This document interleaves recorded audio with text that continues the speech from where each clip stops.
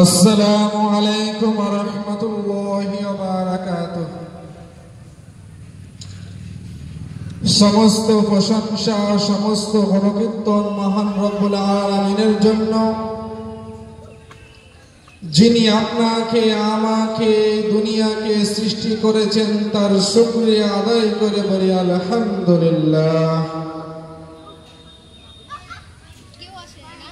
তারপরে পরে আখে ইমানদারে তাজদারে মদিনা আহমদে মুস্তফা মোহাম্মদে মুস্তফা সকলে অন্তর থেকে বলি সাল্লাল্লাহু আলাইহি ওয়াসাল্লাম। সেই নবীর প্রতি লাখ কোটি দরুদ ও সালাম শান্তির ধারা বর্ষিত হোক। সকলে মহব্বতের সাথে মিলে মিলে বলি আল্লাহুম্মা আমিন। অধ্যকার সভার মহামান্য সভাপতি মহাশয়, সমাসীন ওলামায়ে কেরামগণ, বিচক্ষণ বিচারণ মণ্ডলী, মঞ্চে উপবিষ্ট জ্ঞানী গুণী বুদ্ধিজীবী শ্রদ্ধাভাজন দিনদা অতিথি বর্গ, আমার সম্মুখে বয়স্ক সমবয়স্ক বয় কনিষ্ঠ আমার স্নেহের ভাইরা বাপজিরা, সকলকে আমার তরফ থেকে আন্তরিক সালাম ও শুভেচ্ছা জ্ঞাপন করে বলি আসসালামু আলাইকুম ওয়া রাহমাতুল্লাহি ওয়া বারাকাতুহু। ভাই সব বুজুর্গ দোস্ত আজিজু, আমি গুটি কয়েক কথা বলে আমার বক্তব্য ইতি করব ইনশাআল্লাহ। আমরা সকলে জানি কোরআন শরীফ আল্লাহ তাআলার একটি গ্রন্থ। দা কোরআন মাজিদ ইজ পাওয়ারফুল বুকস। কোরআন শরীফ হচ্ছে একটি পাওয়ারফুল কিতাব। যে কোরআন শরীফের সঙ্গে যেই জুড়েছে, যেই লেগেছে, তার সম্মান আল্লাহ পাক বৃদ্ধি করে দিয়েছে।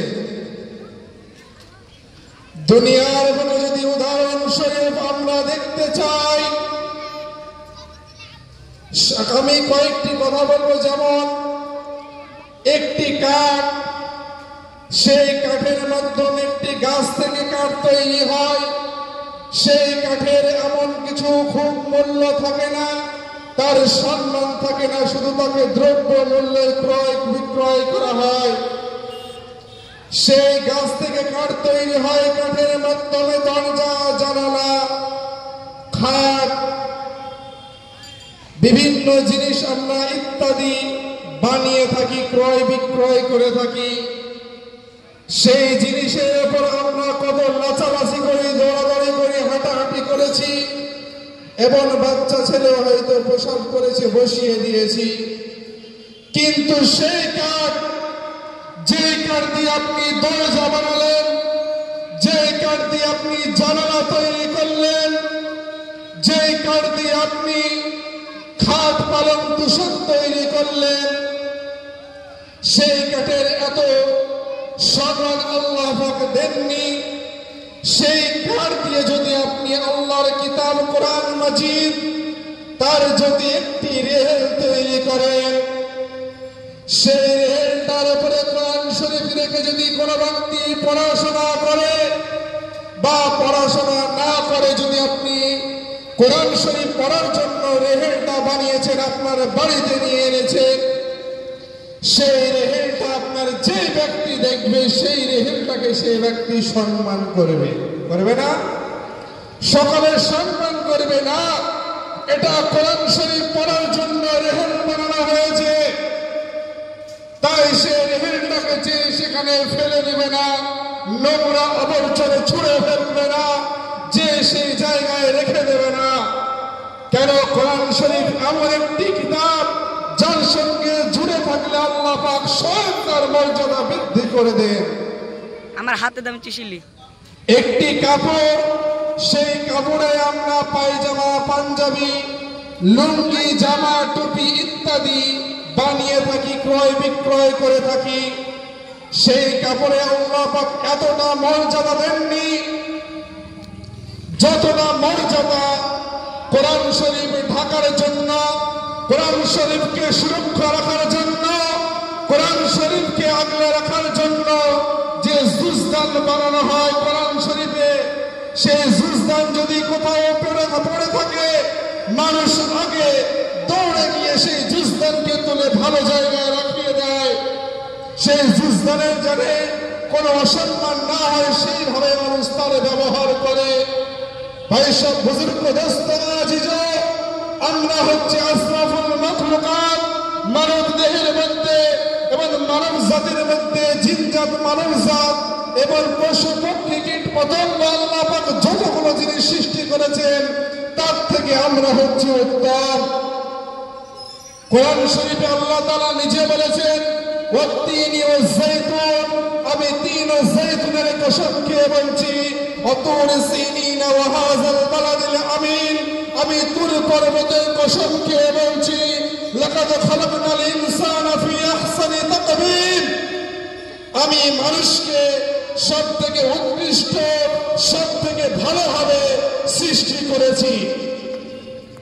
তাই ভাই সব বুজুর্গ দোস্ত, আজকে যদি আমরা একটি কাঠ, সেই কাঠ থেকে আমরা যদি রেহেল বানানো হয়, তার বৃদ্ধি আল্লাহ পাক করে দেয়, তার সম্মান আল্লাহ পাক বাড়িয়ে দেয়। একটি জুজদান, কাপড় থেকে জুজদান তৈরি করা হয়, যার সম্মান আল্লাহ যদি বাড়িয়ে দেয়। আমরা আশরাফুল মাখলুকাত, আমরা এমন কিভাবে কোরআন শরীফ পড়ি, কেন কোরআনের মধ্যে আগলে রাখতে পারি না? কোরআনকে আমরা যত্ন নিতে পারি না, কোরআন পড়তে পারি না, তাহলে আমরা যদি সেইভাবে পড়ে থাকি, কেন আল্লাহ পাক আমাদের বৃদ্ধি করে দেবে না? কেন সম্মান বাড়িয়ে দেবে না? তাই ভাই সব বুজুর্গ দোস্ত, আজিজ, কোরআন শরীফ হচ্ছে একটি মহামূল্যবান কিতাব, যেটা হীরের থেকেও দামি, সোনার থেকেও মূল্যবান কিতাব।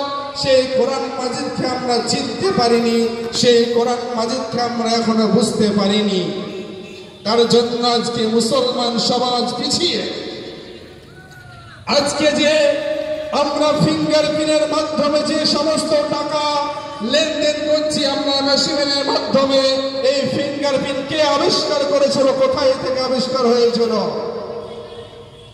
যখন মানুষ গবেষণা করে কোথাও এই ফিঙ্গারপ্রিন্টের আবিষ্কার করতে পেরেছিল না, সেই সময় কোরআন রিসার্চ করে ফিঙ্গারপ্রিন্টের আবিষ্কার করা হয়েছিল। আমরা যখন ছোট্টবেলায় স্কুলে পড়েছি, তখন আমাদের স্যার তারা বলতো যে পৃথিবী ভ্রমণ করে সূর্য স্তম্ভন এবং তার নিজের কক্ষপথে দাঁড়িয়ে আছে। কিন্তু আমরা যদি সে আল্লাহ পাকের কোরআন, সেই কিতাব একটু খুলে দেখি, কোরআন শরীফে আছে সূরা ইয়াসিনের 38 নম্বর আয়াতে আল্লাহ পাক বলেছেন, পৃথিবী স্তম্ভ এবং সূর্য চন্দ্র তার নিজের কক্ষপথে ভ্রমণ করে। আজকে তার বিজ্ঞান প্রমাণ পেয়েছে। যত কিছু আবিষ্কার হয়েছে সবকিছু কোরআন থেকে। আজকে অমুসলিম ভাই যদি সেই কোরআনকে পড়ে কোরআনের মানে মতলব বুঝে বড় বড় বিজ্ঞান সায়েন্টিস্ট হতে পারে, আমরা এমন মুসলমান, হতভাগা মুসলমান, সেই কোরআনকে আগলে রাখতে পারি না, সেই কোরআনকে এখনো বুঝতে পারলাম না, সেই কোরআনকে এখনো আমরা চিনতে পারলাম না। বড় আফসোসের, দুঃখের বিষয়। আমরা যে নামাজের মধ্যে সূরা ফাতিহা পাঠ করে থাকি, আমরা কখনো জানতে চাইনি এই কোরআন শরীফ সূরা ফাতিহার মধ্যে কি রয়েছে, কি বলতে চেয়েছে আল্লাহ পাক। আমাদের যেমন প্রতিটা মানুষের পিতা মাতা, ফাদার মাদার আছে, এবং কোরআন শরীফেরও পিতা বলা হয়, মাতা বলা হয় কোরআন মাজিদের সূরা ফাতিহাকে। কোরআন শরীফের মা বলা হয় সূরা ফাতিহাকে। সেই কোরআন শরীফ আমরা পাঠ করছি, দৈনন্দিন ভাবে নামাজের সূরা ফাতিহা পাঠ করছি, কিন্তু এর মানে মতলব আমরা জানি না। আমরা যখন পাঠ করি আউযু বিল্লাহি মিনাশ শাইতানির রাজীম, আল্লাহ তোমার কাছে সাহায্য চাইছি শয়তানের হাত থেকে, বিসমিল্লাহির রহমানির রহিম, আমি আল্লাহর নামে শুরু করছি, নামে মাওয়াফুল্লাহ, আমি আল্লাহর নামে শুরু করছি যিনি অতি দয়ালু অতি করুণাময়। He is the merciful, he is the great, তিনি মহান এবং অতি দয়ালু। আলহামদুলিল্লাহি রাব্বিল আলামিন, সমস্ত প্রশংসা, সমস্ত তারিফ, সমস্ত আরাধনা, সমস্ত গুণকীর্তন সেই মহান রব্বুল আলামিনের জন্য। আর রহমানির রহিম, যিনি অতি দয়ালু করুণাময়। মালিক ইয়াউমিদ্দিন, যিনি বিচার দিবসের মালিক। ইয়্যাকা না'বুদু ওয়া ইয়্যাকা নাস্তাঈন। আল্লাহ আমরা তোমারই ইবাদত করি, তোমারই গুণগান গাই। এই আয়াতটার যদি আমরা ব্যাখ্যা করে একটু লক্ষ্যপাত করি তাহলে আমরা বুঝতে পারবো,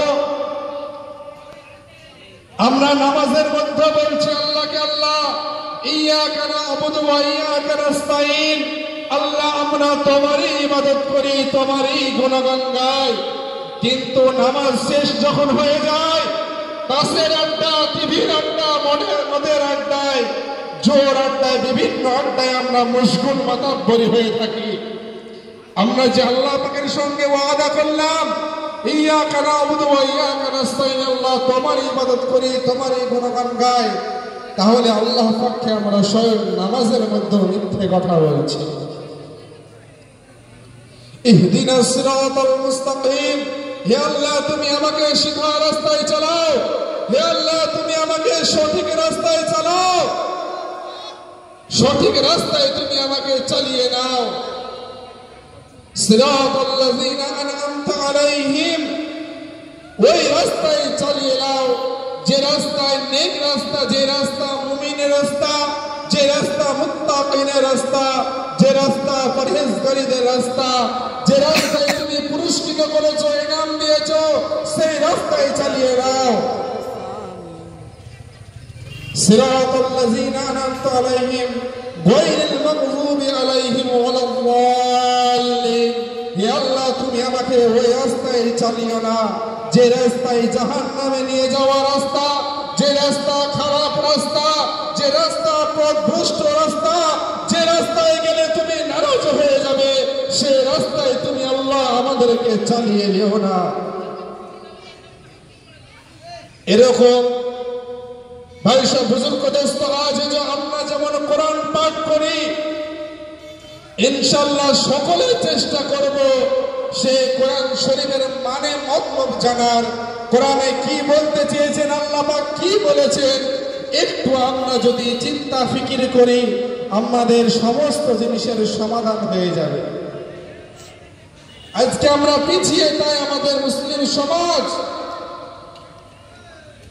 চারিদিক থেকে পিছিয়ে আছে, কেননা কোরআনকে আমরা আগলে রাখতে পারি না, কোরআনকে আমরা এখনো চিনতে পারিনি, যার কারণে আমরা আজকে মুসলিম সমাজ পিছিয়ে। হায়রে মুসলিম সমাজ, আজকে মুসলমানের মধ্যে ভাই ভাই দ্বন্দ্ব, ভাই বোনের সঙ্গে দ্বন্দ্ব, ছেলে বাপকে সম্মান করছে না, বাপ ছেলেকে সম্মান করছে না। আজকে হিংসা মাতব্বরির মধ্যে আমাদের ভিতরে জর্জরিত হয়ে গেছে। হিংসা এমন একটি গুনাহ, হিংসা এমন একটি বিষ, বিষ যদি আপনি খেয়ে নেন হয়তো আপনি 2-5 ঘন্টার মধ্যে সঙ্গে সঙ্গে মারা যেতে পারেন, কিন্তু হিংসা এমন একটি জিনিস মানুষকে কুড়ে কুড়ে খায়। এরই পরিপ্রেক্ষিতে আমি একটি ঘটনা বলে আমার বক্তব্য ইতি করবে ইনশাআল্লাহ। কোন এক জায়গায় পীর ও আলী নামে 2 জন ব্যক্তি ছিল। তারা পীর না, তাদের নাম হচ্ছে পীর আর একজনের নাম হচ্ছে আলী। তো পীরের একটি মাটির বদনা ছিল, লোটা ছিল। পীরের একটি বদনা ছিল, মাটির বদনা লোটা ছিল। সেই বদনাটা নিয়ে আপনার আলীকে বলল, চলো ভাই আজকে দুইজন সফরে বেরোয়।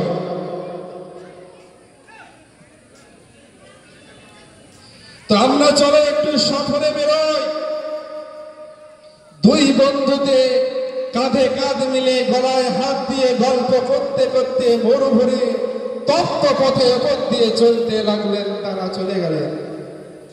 তাদের অত্যন্ত পিপাসা পেয়েছে। পাশে একটি সমুদ্র ছিল। সেই সমুদ্র থেকে আলী পীরের বদনাতে পানি পুড়েছে খাওয়ার জন্য। ভালো পানি লোড করেছে। যখন পানি লোড করলো তো পীর আগে খেতে চাইলো। পীর বলল তাহলে দাও, আমি আগে খেয়ে নি, খুব পিপাসা পেয়েছে আমার। আলী বলছো না, তা হবে না, আমি পানি এনেছি, আমি আগে খাবো। তো পীর বলছে ভাই তুমি পানি এনেছো তো কি হয়েছে, বদনা যে আমার।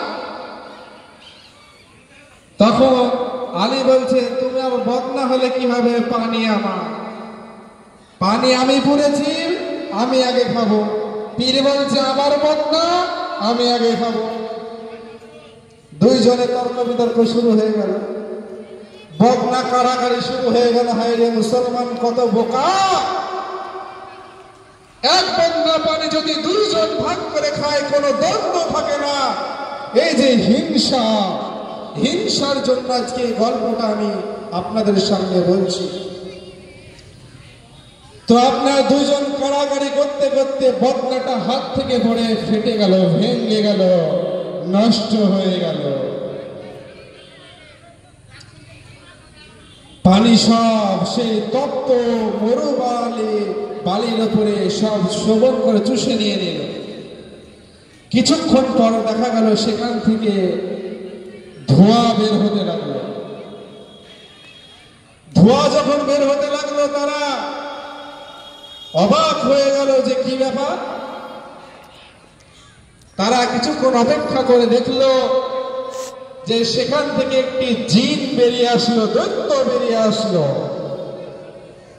তখন সে পীর আর আলী অবাক হয়ে গেল, ভয় খেয়ে গেল, বলল রে সর্বনাশ করেছে, এ আবার কে?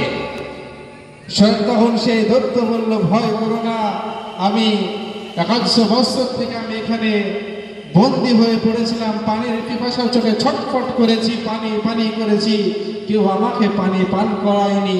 আজকে তোমরা পানি পান করালে, বলো তোমাদের কোনো ভয় নেই, চিন্তা নেই, তোমাদের মনের বাসনা প্রয়োগ করো, বলো তোমরা কি কি চাইবে বলো। পীর ও আলী বলল আমরা যা চাইবো তাই দেবেন। তখন সে দত্ত বলল হ্যাঁ জি, আপনারা যা চাইবেন তাই পাবেন। তখন পীর মনে মনে বলল তাহলে আমাকে একটি 1 কেজি মতন সোনার ব্যবস্থা করে দাও, যেটা আমি বিক্রয় করে কিছু টাকা অর্জন করে আমি আমার সম্পদ বাড়াবো এবং খাদ্যতে আমি যে অভাবী অনটন আছে সেটা দূর করব। তো ঠিক আছে। আলী বলল এবার আমাকে 2 কেজি স্বর্ণ দিতে হবে। তখন পীর আবার উঠে বলল চুপ, আমার বেলা কোনো শেষ হয়নি, আমাকে আগে বলতে দে। তখন আবার পীর বলল আমাকে একটা সোনার খাট তৈরি করে দাও। তো ঠিক আছে তাই দেওয়া হবে। আলী বলল তাহলে আমাকে একটি সোনার খাট, সোনার চেয়ার বানিয়ে দাও। এইভাবে আবার দুজন ঝগড়াঝাটি, মারামারি, বিবাদ, অশান্তি শুরু হয়ে গেল। সেই জিন দ্রব্য, সেই জিন দৈত্য সে বলল ভাই তোমরা মানব জাত, তোমরা সব থেকে উত্তম, কিন্তু কাজ করো, কর্ম করো নিচু জাতের মতো। তো সেই দৈত্য বলল ভাই তাহলে একটা কাজ করা যাক, এই যে সমুদ্র দেখছো, সমুদ্রে 2 জন নেমে যাও, দুই ব্যক্তি একসঙ্গে ডুব মারবে, যে আগে উঠবে তাকে 1 ভাগ দেওয়া হবে, যে পরে উঠবে তাকে 2 ভাগ দেওয়া হবে, তথা ডবল দেওয়া হবে, তাকে ডবল দেওয়া হবে। তো ঠিক আছে, তো 2 জন আপনার সমুদ্রে গিয়ে একসঙ্গে ডুব মারলো। ডুব মারার পরে পীর আগে উঠেছে, পীর উঠে দেখছে যে এখনো আলী উঠেনি, পীর আবার ডুব মেরেছে।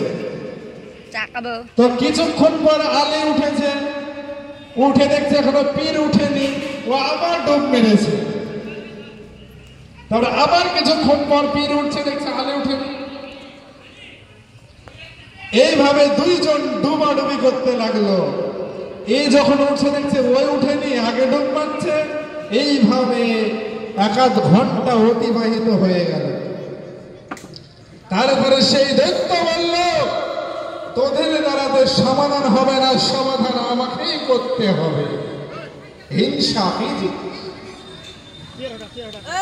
তারপরে যখন 2 জনকে তুলে আনা হলো সমুদ্র থেকে, আর বলা হলো তারপরে তোমরা বলো কে কি চাইবে, বলো তুমি উঠে আসার পরে বলা হলো যে একজন চাইবে তাকে 1 ভাগ দেওয়া হবে, যে পরে চাইবে তাকে ডবল দেওয়া হবে। তখন পীর আগে হাত তুলে বলল, ওদের একটু কিটিকেলি বেশি ছিল, তো পীর হাত তুলে বলল আমি আগে চাইবো, যে জিনিস আমি চাইবো সেটা আমাকে 1 ভাগ দেওয়া হোক। এবং পীরকে 2 ভাগ দেওয়া হোক। সেই ওলি মনে মনে, সে পীর মনে মনে নিয়াত করলো যে কি চাওয়া যায়, এমন কিছু চাইতে হবে যাতে আলীর ক্ষতি হয়। হিংসা এমন একটি জিনিস মানুষকে কুড়ে কুড়ে খায়, নষ্ট করে ফেলে। পীর বলল আমার 1 চোখ কানা করে দেওয়া হোক, 1টা হাত ভেঙে দেওয়া হোক, 1টা পা খোড়া করে দেওয়া হোক। সেই দৈত্য বলল ঠিক আছে তাই হবে। পীরের 1 চোখ কানা করে দেওয়া হলো, 1টা হাত ভেঙে দেওয়া হলো, 1 পা খোড়া করে দেওয়া হলো। তারপরে সে আলীর 2 চোখ কানা করে দেওয়া হলো, 2 হাত ভেঙে দেওয়া হলো, 2 পা খোড়া করে দেওয়া হলো। সে দৈত্য বলল হায় রে মানব জাত, তোরা যদি মিলেমিশে চাইতি হয়তো তোরা সফলতা অর্জন করতি, কিন্তু তোরা হিংসার মধ্যে পড়ে আজকে নিজেকে নিজেই ধ্বংস করে ফেললি। তাই ভাই সব বুজুর্গ দোস্ত, আজিও আমি বেশি কথার বাড়াবো না, সকলকে অনুরোধ করে বলবো হিংসা থেকে দূরে থাকুন। হিংসা বিদ্রোহ থেকে আমরা যেন দূরে থাকতে পারি সেই চেষ্টা করবো ইনশাআল্লাহ। এই বলে আমার বক্তব্য ইতি করছি। ওমা আলাইনা ইল্লাল বালাগ। আসসালামু আলাইকুম ওয়া রাহমাতুল্লাহি ওয়া বারাকাতুহু।